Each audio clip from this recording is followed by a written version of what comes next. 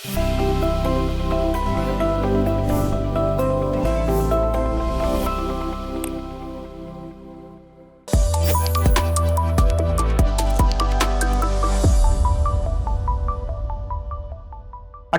और 19 मार्च को नई दिल्ली में इंडिया इनोवेशन समिट का आयोजन किया जा रहा है, जिसमें कि टीबी उन्मूलन के लिए नवाचार की भूमिका की प्रशंसा की जा रही है। 2024 की अगर बात करें तो टीबी के रिकॉर्ड 26.07 लाख मामले दर्ज किए गए, लेकिन संक्रमण की दर में 17.7% की गिरावट भी देखी गई। 2025 तक टीबी मुक्त भारत का जो लक्ष्य है, अब वो क्या हकीकत में तब्दील हो पाएगा, और अगर वो हकीकत में तब्दील होता है तो उसमें नवाचार की भूमिका क्या होगी। तो आज के इस एपिसोड में इसी पर मुख्य रूप से हम ध्यान केंद्रित करते हुए टीबी का एक संक्षिप्त परिचय भी देखेंगे। तो आइए देखते हैं कि जो इंडिया इनोवेशन समिट में नवाचार पर जोर दिया जा रहा है, वास्तव में ये पूरा का पूरा मसला क्या है। तो नमस्कार, मेरा नाम है अमिताभ और दृष्टि आईएएस की इन-डेप्थ श्रृंखला आप देखना शुरू कर चुके हैं। आइए शुरुआत करते हैं आज के वीडियो की। इंडिया इनोवेशन समिट, भारत में टीबी के मामले ये किस तरफ इशारा करते हैं। चर्चा के बिंदुओं की बात कर लें तो खबर यही है कि 18 और 19 मार्च को दिल्ली में इंडिया इनोवेशन समिट का आयोजन किया जा रहा है, और इसमें इसी बात पर ध्यान केंद्रित है क्योंकि यह लक्ष्य रखा गया है कि 2025 तक भारत को टीबी मुक्त भारत बनाने का लक्ष्य निर्धारित है। अब ऐसे में क्या यह हकीकत में बदल पाएगा, और बदलेगा तो इसमें इनोवेशन की क्या भूमिका होने वाली है। क्योंकि पीएम मोदी ने भी कहा था कि टीबी को समाप्त करना सिर्फ एक स्वास्थ्य मिशन नहीं है, बल्कि एक सामाजिक परिवर्तन है। तो इस सामाजिक परिवर्तन में इनोवेशन की क्या भूमिका रहने वाली है। इनोवेशन, स्पष्ट कर दें कि इनोवेशन का मतलब ही होता है एक नई सोच, नए विचार, नए तरीके, नई तकनीकी का विकास करना, उसका उपयोग करना, ताकि कोई भी अगर समस्या होती है तो उसको उसके आसान समाधान तक पहुंच सुनिश्चित की जा सके। तो इसी वजह से ये चर्चा में है। इंडिया इनोवेशन समिट में वो कौन मुख्य बातें हैं जिन पर ध्यान केंद्रित किया गया है, पिछले कौन से ऐसे इनोवेशन के समाधान है जिसकी प्रशंसा की गई है, उस पर एक नजर डालेंगे। टीबी का एक परिचय होगा, इलाज और प्रमुख पहलों पर एक नजर डालेंगे। ये पहले वैश्विक स्तर पर भी और भारत के स्तर पर भी कौन सी की गई हैं। टीबी एक बड़ी ऐसी बीमारी है जिसकी चपेट में हम कह सकते हैं एक बड़ा जन समुदाय पूरे विश्व में भी देखा जाए तो इसकी चपेट में है। तो ऐसे में ये एक प्रमुख मुद्दा होता है। अभ्यास प्रश्न होगा जिसमें कि प्रीलिम्स और मेंस दोनों लिहाज से प्रश्न होंगे। इसकी जिम्मेदारी हमेशा की तरह आप पर छोड़ेंगे। सामान्य अध्ययन के प्रश्न पत्र 2 और 3 दोनों से जोड़ के इस खंड को आप देख सकते हैं। तो देखिए, इसमें केंद्रीय स्वास्थ्य और परिवार कल्याण जो राज्य मंत्री है अनुप्रिया पटेल जी ने इसका उद्घाटन किया, और भारत मंडपम में दिल्ली में समिट का उद्घाटन किया गया है। अब भारत में टीबी उन्मूलन के प्रयास में जो इनोवेशन है उसने कितनी परिवर्तनकारी भूमिका निभाई है, इसी बात की प्रशंसा की गई है, और आगे इस दिशा में और बढ़ने के लिए इस समिट का आयोजन किया गया है। इसका लक्ष्य यह है कि टीबी के खिलाफ भारत की जो लड़ाई है उस लड़ाई को और तेज किया जाए, ताकि जो लक्ष्य है 2025 तक टीबी मुक्त भारत बनाने का, उसको हासिल किया जा सके। और विभिन्न क्षेत्रों के बीच इसके लिए कैसे सहयोग बढ़े, कॉपरेशन बढ़े, साथ ही साथ प्रयोगशाला से लेकर बड़े पैमाने पर समाधान तक कैसे पहुंचा जाए, उसी बात पर यह पूरा का पूरा समिट केंद्रित है। तो आइए चर्चा को आगे बढ़ाते हुए सबसे पहले इंडिया इनोवेशन समिट की बात करते हैं। समिट का उद्देश्य क्या है। तो उद्देश्य, जैसा कि शुरू में भूमिका के दौरान ही आपको स्पष्ट हो गया होगा, लेकिन फिर भी आप देखिए कि इनोवेशन के माध्यम से, नवाचार के माध्यम से जो राष्ट्रीय टीबी कार्यक्रम है उसमें कैसे इसको जल्दी से जल्दी हम और बेहतर दिशा में पहुंचा सके, ताकि जो लक्ष्य है उसको पाया जा सके। सरकार, उद्योग और स्वास्थ्य संगठन, इन सब के बीच में सहयोग को कैसे बढ़ाया जा सके। सरकार के साथ उद्योग जगत भी सहयोग करे, स्वास्थ्य संगठन भी मिलकर सहयोग करें, ताकि ज्यादा से ज्यादा इनोवेशन, नए विचार आ सके, नई सोच आ सके, नए तरीके इजाद किए जा सके, नई तकनीकी का विकास किया जा सके, और इसका उपयोग करते हुए जो टीबी की समस्या है उसका एक आसान समाधान निकाला जा सके। ये इसका लक्ष्य है, इसका उद्देश्य है। टीबी मामलों की अगर संख्या पर नजर डाला जाए तो इनोवेशन को जब से इंप्लीमेंट किया गया है तो उसके कुछ आशातीत परिवर्तन भी दिखाई दिए हैं। कैसे? तो देखिए, 2024 में 26.07 लाख जो टीबी के मामले वो दर्ज किए गए, तो ये अब तक की हालांकि संख्या सर्वाधिक है। तो इसको इस रूप में देखा जाना चाहिए कि बहुत पहले ऐसा होता रहा है कि बहुत से मामले जो मिसिंग होते थे, इसका मतलब कि वो लोग टीबी से ग्रसित तो होते थे लेकिन वो मामले नोटिफाई नहीं होते थे। तो इसको इस रूप में देखिए कि जो टीबी है उसके अधिक मामलों का दर्ज होना इस बात का द्योतक है कि बेहतर रिपोर्टिंग हो रही है और जागरूकता बढ़ रही है। अर्थात ऐसे टीबी रोगी जिन तक पहले पहुंच नहीं थी, जो मिसिंग होते थे, जो नोटिफाई नहीं होते थे, उन तक अब पहुंच ज्यादा सफल हुई है क्योंकि ये ज्यादा मामले दर्ज हुए हैं। क्यों, ये कैसे प्रमाणित होता है? क्योंकि जो संक्रमण की दर है उसमें अगर 2015 की तुलना में आप देखेंगे तो आपको गिरावट दिखाई दे रही है। साथ ही साथ जो दर्ज मामले हैं अर्थात जो नोटिफाई मामले हैं वो ज्यादा से ज्यादा बढ़ रहे हैं। इसका मतलब ये हुआ कि रोगियों तक पहुंच तो ज्यादा हो रही है, लेकिन 2015 से जब आप देखें तो 17.7% की कमी दिखाई दे रही है। वो किस आधार पर? तो प्रति लाख जो पीड़ित लोग हैं, जो 2015 में 237 था, वो मामला घटकर अब 2024 में 195 प्रति लाख जनसंख्या में पीड़ित होने की दर पहुंच गई है, अर्थात 17.7% की गिरावट दर्ज की गई है। तो इस लिहाज से एक तो ये पहली बात हुई। दूसरी बात यह है कि टीबी से जो मृत्यु दर है उसको अगर आप देखेंगे तो उसमें भी गिरावट दिखाई दे रही है और 21.4% जो है टीबी से मरने वालों की संख्या अर्थात मृत्यु दर में कमी दर्ज की गई है।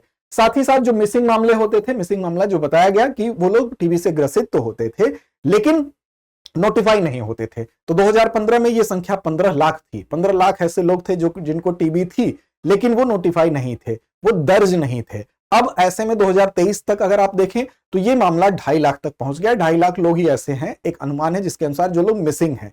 इसके लिए कई चीजों की भूमिका रही है, चाहे वो निजी क्षेत्र की रिपोर्टिंग की हम बात कर लें, निक्षय पोर्टल की बात कर लें, नवाचार तकनीकी की एक महत्वपूर्ण भूमिका रही है जिसको लेकर ये इंडिया इनोवेशन समिट जो है आयोजित हो रहा है। क्यों? क्योंकि नवाचार तकनीकी के माध्यम से क्या हुआ कि इसमें हम एआई का इस्तेमाल किए, एआई उपकरणों का इस्तेमाल किए, साथ ही साथ पोर्टेबल एक्सरे बनाए गए, ऐसी मशीनें एक्सरे की बनाई गई जो पोर्टेबल थी, तो उससे पहुंच ज्यादा बढ़ी। टीबी के लिए जागरूकता अभियान चलाए गए। इसके अलावा मुफ्त इलाज, वित्तीय सहायता, ये तमाम ऐसी पहलें हैं जिसकी वजह से ये मृत्यु दर में कमी दिखाई दे रही है।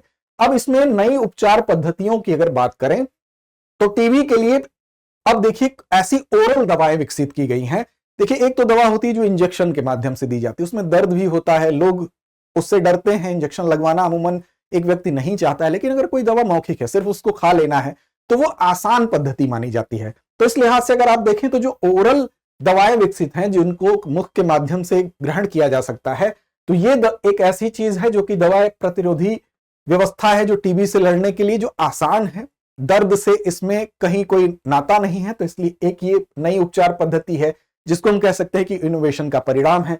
इसके अलावा एक एमबी पाल उपचार पद्धति है जिसको कि जो एमडीआर टीबी होती है उसके लिए ये 80% अधिक कारगर व्यवस्था है। क्योंकि अगर आप देखेंगे जो एमडीआर टीबी की एक कैटेगरी है जिसमें कि मल्टी ड्रग रेजिस्टेंस, टीबी के खिलाफ रेजिस्टेंस विकसित होने लगता है, तो एमडीआर टीबी के इलाज के लिए अगर आप देखेंगे कि ये विकसित की गई जो एमबी पाल टेक्निक है, ये जो पारंपरिक तकनीकी है उससे 80% ज्यादा प्रभावी है। और यहां पर जो पारंपरिक तकनीकी है उसमें आप देखेंगे टीबी के इलाज में तो 18 से 24 महीने लगते थे, और एमबी पाल जो तकनीकी है इसमें आप देखेंगे तो 6 महीने का ही कोर्स है, 6 महीने में ही इसमें 80% फायदा होता है। साथ ही साथ ये एक ओरल दवा है जिसमें इंजेक्शन की जरूरत नहीं है, किसी प्रकार का दर्द नहीं होता, और साथ ही साथ जो साइड इफेक्ट होता है वो भी काफी कम देखा गया, जो कि पारंपरिक जो तकनीकी थी, जो पद्धति थी उसमें ज्यादा था। तो ये परिणाम किसका है? ये इनोवेशन का परिणाम है। इसके अलावा अब इसमें 4 दवाएं ऐसी होती थी जिसमें कि आप देख सकते हैं ये 4 दवाएं, नीचे नाम लिखा गया है, मोक्सीफ्लॉक्सासिन, बेडाक्विलिन, प्रेटोमनिड और लाइनजोलिड। इन 4 दवाओं के माध्यम से जो एमबी पाल उपचार है इसको किया जाता है, जो कि इनोवेशन का परिणाम है। आगे बढ़ेंगे, अन्य उन पक्षों पर भी ध्यान देंगे, लेकिन उससे पहले आपको बता दें कि दृष्टि आईएएस मुखर्जी नगर की क्लासेस शिफ्ट हो चुकी हैं नोएडा में, और यहां पर आईएएस फाउंडेशन का प्रीलिम्स मेंस कोर्स का ऑफलाइन बैच हिंदी माध्यम का प्रारंभ हो रहा है 26 मार्च शाम 6 बजे, अंग्रेजी माध्यम का 8 अप्रैल शाम 6 बजे से। 8750187501 वो नंबर है जिस पर कॉल करके विस्तार से जानकारी आप हासिल कर सकते हैं। इसके अलावा करोल बाग में हिंदी माध्यम का आईएएस फाउंडेशन का नया बैच जो है 21 अप्रैल से प्रारंभ हो रहा है, समय है 11:30 बजे से। दूसरा है पोषण और वित्तीय सहायता, काफी परिणाम अपेक्षित रहा है क्योंकि जो निक्षय पोषण योजना है उसके तहत सहायता दी जाती है, जिस सहायता को पहले राशि जो 500 रुपए थी उसको बढ़ाकर 1000 रुपए प्रतिमाह कर दिया गया नवंबर 2024 से।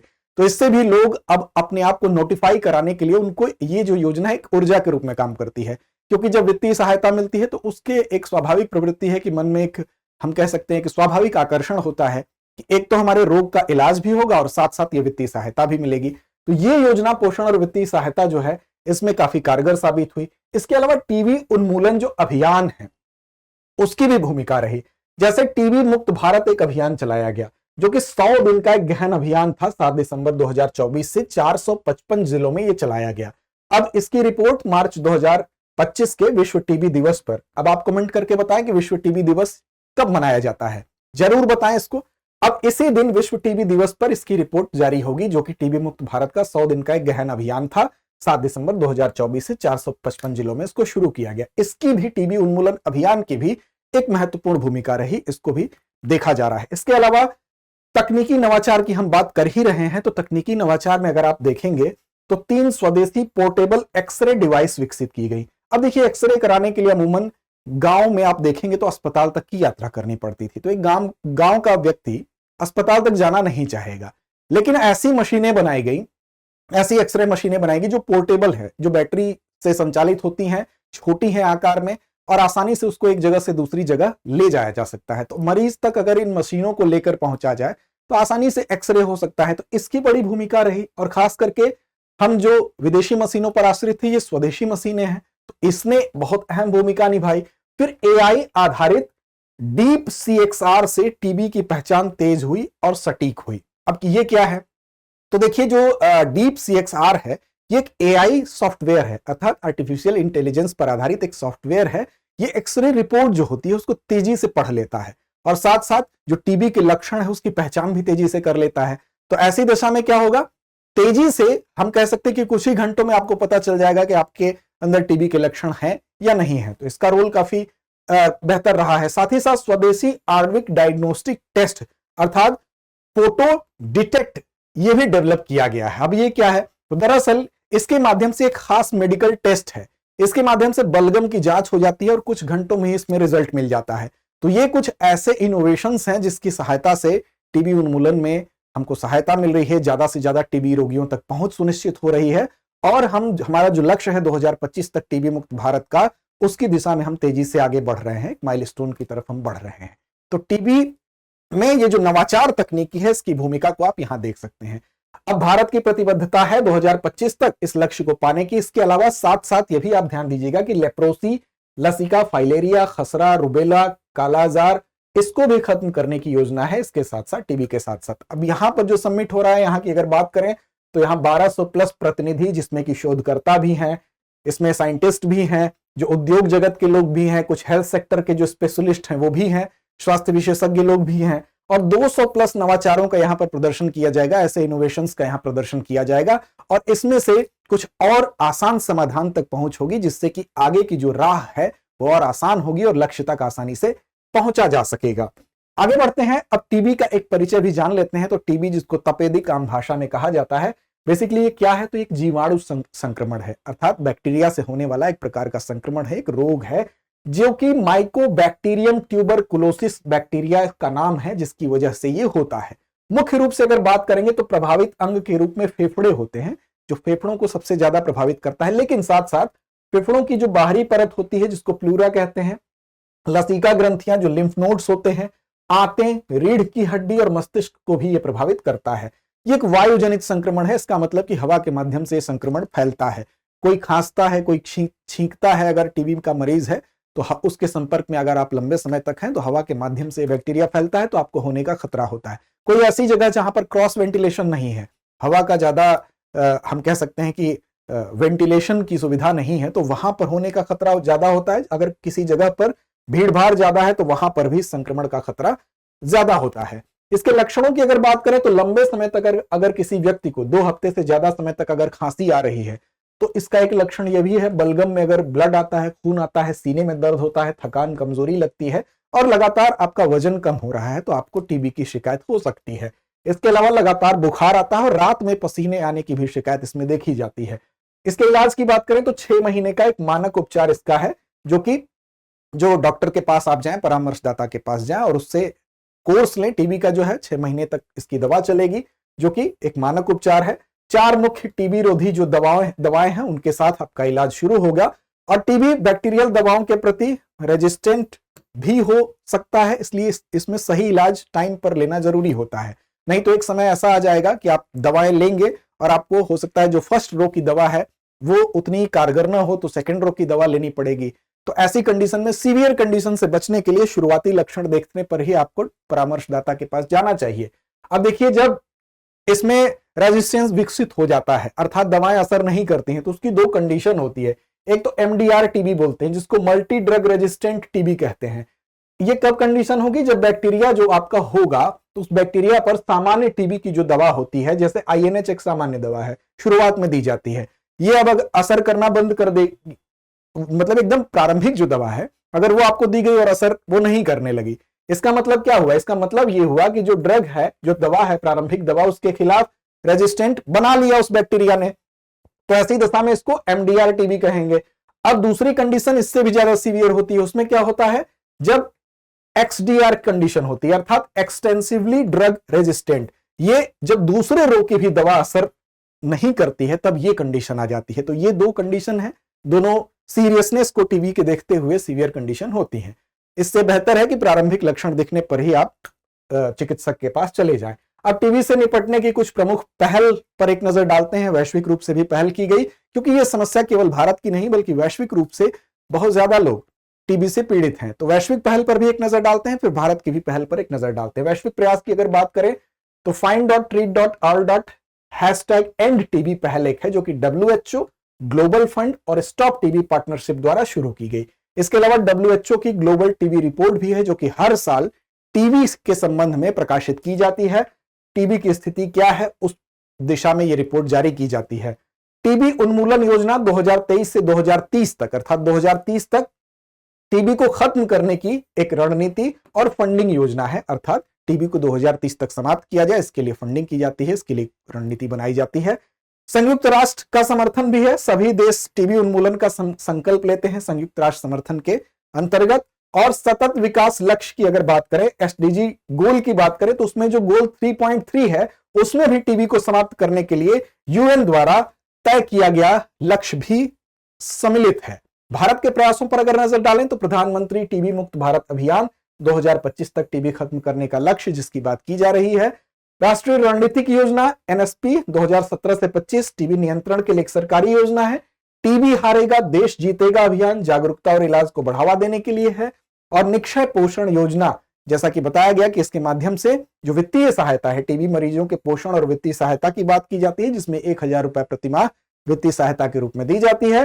रिपोर्ट इंडिया, यह भी एक पहल है जो भारत अमेरिका की टीबी रिसर्च और सहयोग की एक मिश्रित पहल है। तो ये वैश्विक और साथ साथ भारत के जो प्रयास हैं टीबी के उन्मूलन के लिए, वो आपके परीक्षा के लिए भी महत्वपूर्ण है, जो कि आपके आंसर राइटिंग में इनको अगर आप इनका उल्लेख करते हैं तो उसकी गुणवत्ता को बढ़ाएंगे। आइए अंत में आते हैं अभ्यास प्रश्न की तरफ, जो कि एक वस्तुनिष्ठ होगा और मुख्य परीक्षा के लिहाज से भी आपके लिए एक प्रश्न है। अभ्यास प्रश्न है आज का कि 2015 के मुकाबले भारत में टीबी संक्रमण दर में कितनी गिरावट आई है। विकल्प आपके सामने हैं, ए 10%, बी 17.7%, सी 21.4% या डी 25%। तो इसका जवाब आप कमेंट बॉक्स में जरूर दें। और मुख्य परीक्षा के लिहाज से एक प्रश्न है कि टीबी उन्मूलन में एआई और डिजिटल तकनीकी की भूमिका पर प्रकाश डालें। तो इस प्रश्न को लिखकर इसका अभ्यास जरूर करें। लड़ते रहें, अपने लक्ष्य की ओर बढ़ते रहें। डियर व्यूअर्स, अपने एग्जाम की तैयारी को और बेहतर करने के लिए हमारे चैनल को लाइक, शेयर और सब्सक्राइब करना न भूलें।